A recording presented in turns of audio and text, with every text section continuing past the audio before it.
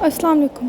آج کا ٹاپک ہے Pervez Musharraf, whether he was a good or a bad boy. Pervez Musharraf کبھی جذباتی ہوتے تھے تو کبھی سنجیدہ، سخت جان بھی تھے اور نرم دل بھی، کبھی ڈیبیٹر بن جاتے تھے تو کبھی ڈکٹیٹر، کبھی وردی پہنے ہوئے صدر تھے، اسلام آباد سے بھی تعلق تھا اور پنڈی سے بھی، کبھی پیٹریوٹ تھے تو کبھی ٹریٹر، بیڈ بھی تھے اور گڈ بھی، کبھی بہادری کا مظاہرہ کیا اور کبھی ڈر کے این آر او دے دیا۔ مشرف کو آرمی چیف بنانے والا نواز شریف کو ہی مشرف نے حکومت سے نکالا۔ مشرف اپنے پردادا کی نہر والی حویلی دہلی میں پیدا ہوئے، جو دہلی کے ڈپٹی کلکٹر تھے۔ جب مشرف پیدا ہوئے تو ان کا خاندان سب کچھ اپنا ہندوستان میں چھوڑ کے کراچی ہجرت کر کے آ گئے۔ 1961 میں پرویز مشرف کا داخلہ پاکستان ملٹری اکیڈمی میں ہو گیا جب وہ 18 سال کے تھے۔ 5 اکتوبر 1998 میں اس ٹائم کے چیف جنرل جہانگیر کرامت نے بیان دیا کہ پاکستان کے اعلیٰ فیصلوں میں فوج کو بھی مداخلت کرنی چاہیے، نیشنل سیکیورٹی کونسل بننی چاہیے۔ نواز شریف کو اس بیان سے بغاوت کی بو آنے لگی اور اسی ٹائم انہوں نے فیصلہ کر لیا کہ وہ جنرل جہانگیر کرامت کو برطرف کر دیں گے، اور 24 گھنٹوں سے بھی کم وقت میں جنرل جہانگیر کرامت نے استعفیٰ دے دیا۔ یہ ایسا ایک پہلا استعفیٰ ہے پاکستان کی تاریخ میں۔ نواز شریف کو ایک ایسا آفیسر چاہیے تھا جو ان کی ہاں میں ہاں ملائے، وہ کہیں تو صبح ہے تو صبح ہے، وہ کہیں تو رات ہے تو رات ہے۔ ایسے وقت میں نواز شریف کی میز پہ 3 نام تھے۔ پہلا لیفٹیننٹ علی قلی خان کھٹک، دوسرا خالد نواز خان اور تیسرا پرویز مشرف۔ اس وقت ایجنسیوں نے نواز شریف کو خبردار کیا تھا کہ پرویز مشرف ایک جذباتی آدمی ہے، لیکن پھر ایسا کیا ہوا کہ پرویز مشرف ہی جنرل چیف بن گئے۔ نواز شریف نے انہیں صبح صبح اپنے گھر بلایا، پی ایم ہاؤس، اور انہیں بتایا کہ وہ اگلے آرمی چیف بننے جا رہے ہیں۔ پرویز مشرف نے جب نواز شریف سے پوچھا کہ انہوں نے پرویز مشرف ہی کو کیوں آرمی چیف کے لیے سلیکٹ کیا، تو انہوں نے آگے سے جواب دیا کہ آپ وہ واحد شخص تھے جنہوں نے ڈائریکٹلی یا انڈائریکٹلی ان تک آرمی چیف بننے کے کوئی پیغام نہیں بھجوائے۔ یوں بنے پرویز مشرف آرمی چیف۔ بھی پرویز مشرف آرمی چیف بنے ہی تھے کہ ان کے پاس بھارت میں گھس کر بھارت کو ہرانے کا کارگر پلان موجود تھا۔ مشرف کے ساتھ 3 کمانڈر تھے۔ پلان بنانے والے NCFC کے commander major general Javed Hasan اور لیفٹیننٹ جنرل لطیف خان، اور 10 کور کے commander general Mahmood. General Javed Hasan نے آرمی چیف سے کہا کہ امریکہ پہلے ہی بھارتیوں سے نفرت کرتا ہے، لہٰذا وہ اس جنگ میں ہمارا ساتھ دے گا۔ یوں آرمی چیف نے حکومت اور ISI کے آفیسرز کو اعتماد میں لیے بغیر، انہیں بغیر بتائے آپریشن کارگل شروع کر دیا۔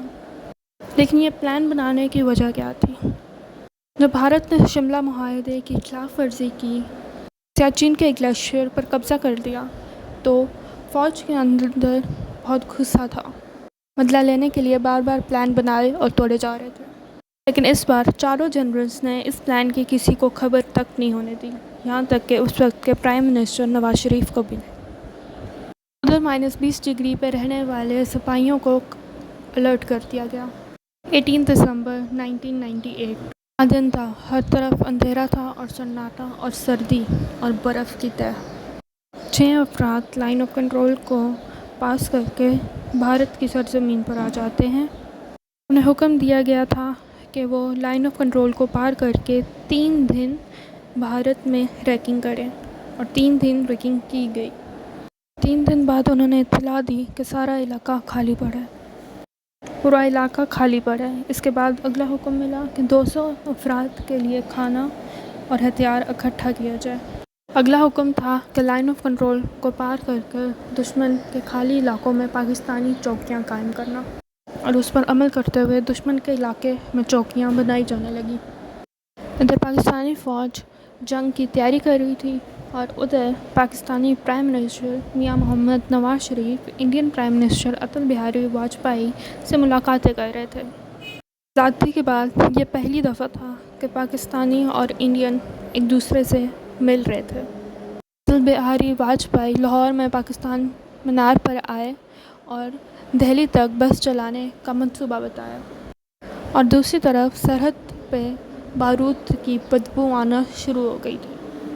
پاکستانی فوجی بھارتی علاقوں میں 100 سے زائد چوکیاں بنا چکے تھے، جبکہ پرویز مشرف اپنی کتاب میں لکھتے ہیں کہ یہ چوکیاں پاکستانی حدود میں بنائی گئی تھیں، یعنی لائن آف کنٹرول کے اندر ہی، اور پاکستانی مجاہدین بھارت میں گئے تھے۔ چوکیاں بھارت کے علاقے میں نہیں بنائی گئی تھیں، مگر اس بات سے کوئی متفق نہیں۔ چوکیاں تو بن گئی، لیکن اتنی زیادہ تعداد میں خوراک پہنچانا بہت مشکل تھا۔ اکتوبر کے آخر میں جو پلان شروع ہوا تھا وہ مئی تک جا پہنچا، اور اس بات کی کسی کو کانوں کان خبر نہیں تھی۔ لیکن پھر ایک روز چوکیاں بناتے ہوئے پاکستانی جوانوں نے بھارتی چرواہے کو گزرتے ہوئے دیکھا، جس کے پاس شکاری کتے بھی تھے۔ جوانوں کو اسے گرفتار کرنے کا حکم دیا گیا، لیکن کچھ سپاہیوں نے بولا کہ ہمارے پاس پہلے ہی خوراک کم ہے، ہم خود کھائیں گے یا جانوروں کو کھلائیں گے۔ لہٰذا چرواہے کو جانے دیا گیا۔ اسے جانے دینا سب سے بڑی غلطی تھی۔ وہ صرف چرواہا نہیں بلکہ بھارتی فوج کا انفارمر بھی تھا، اور اس نے جا کے بھارتی فوج کو الرٹ کر دیا۔ پلاننگ کرنے والوں کا یہ خیال تھا کہ جون میں جب برف پگھلے گی تبھی بھارتیوں کو اس پلان کا پتہ چلے گا، لیکن اس چرواہے کی وجہ سے انہیں جلدی پلان پتہ چل گیا، اور بھارتی فوج تو ویسے ہی ان دنوں میں چڑیا گھر بنانے میں مصروف تھی۔ اب کارگل کی وار سب کے سامنے آ چکی تھی، اور آگے کیا ہوگا ہم نیکسٹ پارٹ میں جانیں گے۔ السلام علیکم، یہ ہے پارٹ 2، اور ہم آگے دیکھیں گے کہ کارگل وار کے کیا نتیجے نکلے۔ تو انہوں نے اپنا رخ بھارتیوں نے یہ جاننے کے بعد کہ پاکستان ان کے خلاف کارگل آپریشن کر رہا ہے، پاکستانی افواج کی طرف کر دیا، اور صرف یہی نہیں، ساتھ ہی ان کی ایئر فورس نے بھی ہوائی جہازوں کے ذریعے بم گرانے شروع کر دیا۔ اٹل بہاری واجپئی جو کہ پاکستان کے دوست بن کے یہاں سے گئے تھے، انڈیا پہنچتے ہی پاکستان کے دشمن بن کے انہوں نے نواز شریف کو فون لگایا۔ نواز شریف خود حیران و پریشان تھے کہ جس آدمی کو انہوں نے اس لیے چیف بنایا تاکہ وہ ان کے کہنے پہ چلے، اس نے اتنا بڑا آپریشن ان سے پوچھنا تو دور، انہیں بتائے بغیر کر دیا۔ نواز شریف نے پرویز مشرف کو کال کی اور ان سے پوچھا کہ یہ کیا ہے۔ پرویز مشرف نے ان سے ریکویسٹ کی کہ وہ پنڈی آئیں، وہ انہیں ساری بریفنگ دیں گے۔ نواز شریف بھاگ کے پنڈی پہنچے۔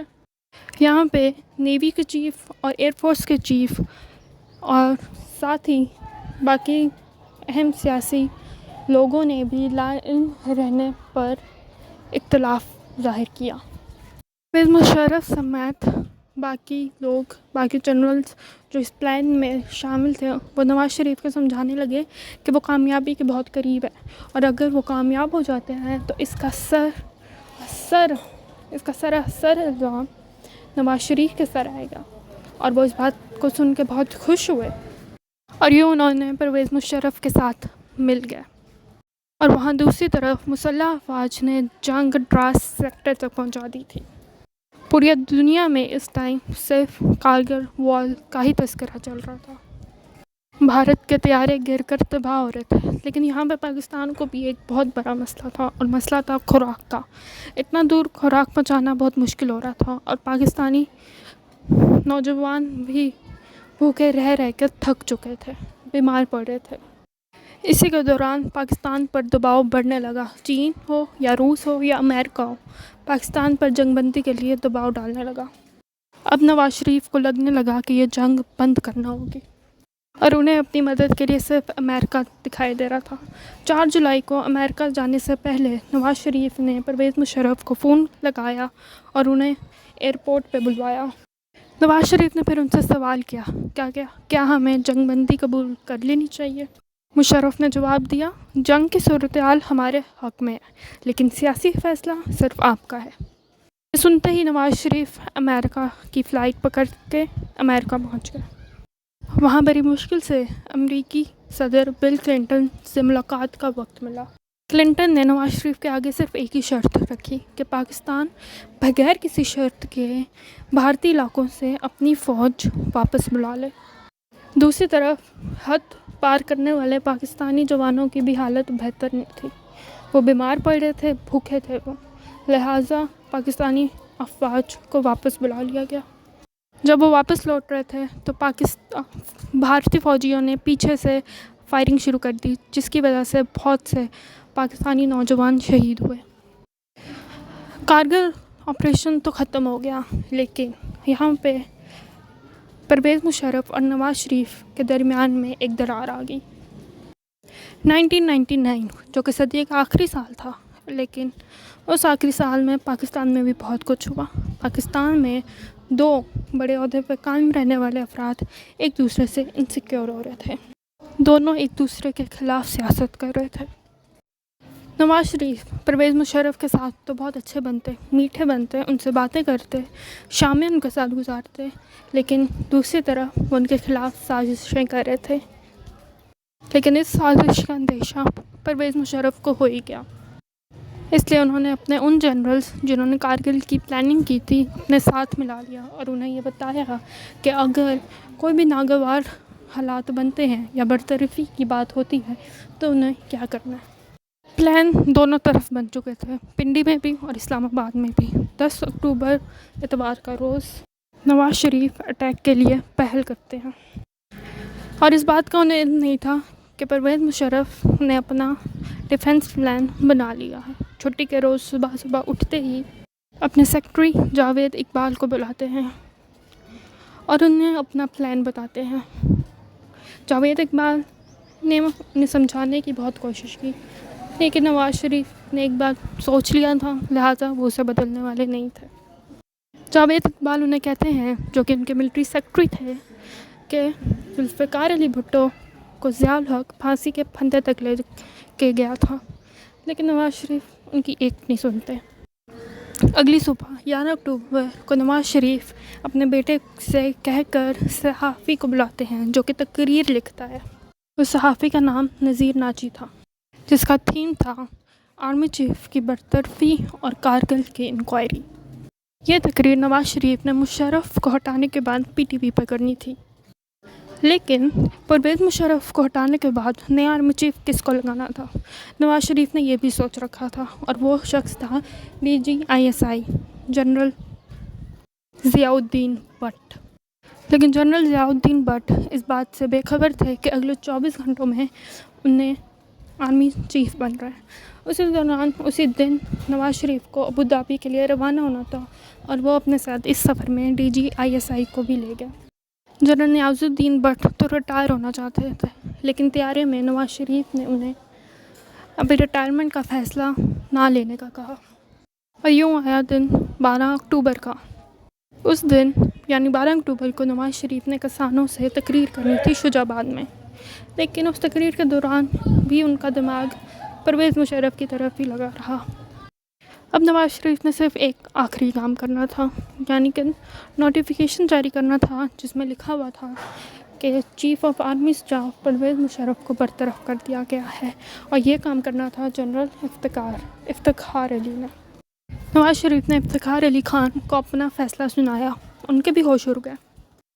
دوسری طرف تقریر بھی تیار ہو چکی تھی, لیکن شہباز شریف اور چودھری نثار صرف ساری ہلچل دیکھ ہی رہے تھے, انہیں کسی بات کا کوئی علم نہیں تھا. نوٹیفیکیشن جاری ہو گیا, پی ٹی وی پر بھی خبر چلا دی گئی, لیکن پھر کیا ہوا؟ پی ٹی وی پر حملہ. نواز شریف کا فیصلہ اب ساری دنیا کے سامنے آ گیا. پرویز مشرف اس دوران ان سارے واقعات سے لا تعلق تھے اور ہوائی جہاز میں بیٹھے سری لنکا سے واپس پاکستان آ رہے تھے. جب ان کی برطرفی کی خبر نشر ہوئی تو ان کا طیارہ کراچی ایئرپورٹ پہ لینڈ کرنے والا تھا, لیکن اس ٹائم وہ لینڈ کیا نہیں گیا. نئے آرمی چیف نے پرائم منسٹر ہاؤس میں بیٹھ کے ہی حکم چلانے شروع کر دیا. پہلا حکم, پرویز مشرف کو کراچی ایئرپورٹ سے بحفاظت آرمی ہاؤس لے جایا جائے. وہ جنرلز جو کارگل کے پلان میں ملوث تھے ان کو عہدے سے ہٹایا جائے. پرویز مشرف کی ایک ٹیم اسی دوران PM ہاؤس اور دوسری ٹیم PTV ہاؤس پہنچی. PTV ہاؤس میں 111 گریڈ کے کمانڈوز پہنچ چکے تھے, اور انہوں نے یہ خبر جو نشر کی جا رہی تھی برطرفی کی, اس کو چلانے سے منع کیا. بہرحال خبر نشر ہونا بند ہو گئی. اس کے ساتھ بہت کچھ گولیاں بھی چلیں لیکن خبر نشر ہونا بند ہو گئی. اس سب صورتحال کا علم نواز شریف کو ہو گیا. نواز شریف نے حکم دیا کہ پرویز مشرف کا طیارہ کراچی ایئرپورٹ پر اترنے نہ دیا جائے، لیکن یہاں بھی ایک مسئلہ تھا. جہاز میں اتنا فیول نہیں تھا کہ وہ اس کو کہیں اور لے کر جائے، لیکن نواز شریف کا یہ حکم مانا نہ گیا. اب ساری سچویشن پرویز مشرف کے حق میں تھی اور انہوں نے آرڈر دیا کہ کوئی بھی شخص ملک سے بھاگنا نہیں چاہیے. اور یہاں نواز شریف کو بھی اپنی ہار دکھائی دینے لگی. جنرل مظفر عثمانی نے پرویز مشرف کا بطور آرمی چیف استقبال کیا. اس دوران لیفٹیننٹ کرنل شاہد علیم مزید کمانڈوز کے ساتھ نواز شریف کے کمرے میں داخل ہوئے. نواز شریف نے پوچھا کیا مارشل لاء لگ گیا ہے؟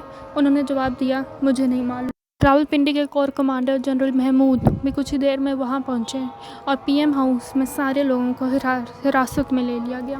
پرویز مشرف کہتے ہیں کہ اس وقت شہباز شریف واش روم میں تھے اور واش روم میں وہ تقریر کو پانی میں بہا رہے تھے اور انہیں واش روم کا دروازہ توڑ کے باہر نکالا گیا اور رات کے 2:30 بجے سارا کنٹرول پرویز مشرف نے سنبھال لیا. اور یوں نئی صدی شروع ہوئی. نئی صدی تھی اور نئی حکومت تھی پاکستان میں. پوری حکومت صرف پرویز مشرف کی تھی. وہ اس وقت بہت زیادہ طاقتور تھے. اس وقت میدان بالکل صاف تھا. نہ تو نواز شریف اور ان کا خاندان ملک میں تھا اور نہ ہی بے نظیر اور زرداری ویسے ہی جیل میں تھے. حکومت تھی تو صرف پرویز مشرف کی. لیکن پھر کچھ ہی دنوں بعد 9/11 کا خوفناک حادثہ پیش آیا. پرویز مشرف کو ایک کال آئی امریکہ سے اور اس کال میں تھا کہ آپ ہمارے ساتھ ہیں یا ہمارے خلاف. پرویز مشرف چاہتے یا نہ چاہتے وہ بھی انہیں امریکہ کا ساتھ دینا پڑا اور وار اور ٹیرر میں شریک ہونا پڑا، جس کا خمیازہ ہم آج تک بھگت رہے ہیں. وہ پاکستان جس پہ صرف پرویز مشرف کی حکومت چل رہی تھی، اب انہیں وہ پاکستان امریکہ کے ساتھ شیئر کرنا پڑا اور یہیں سے پرویز مشرف کا زوال شروع ہوا.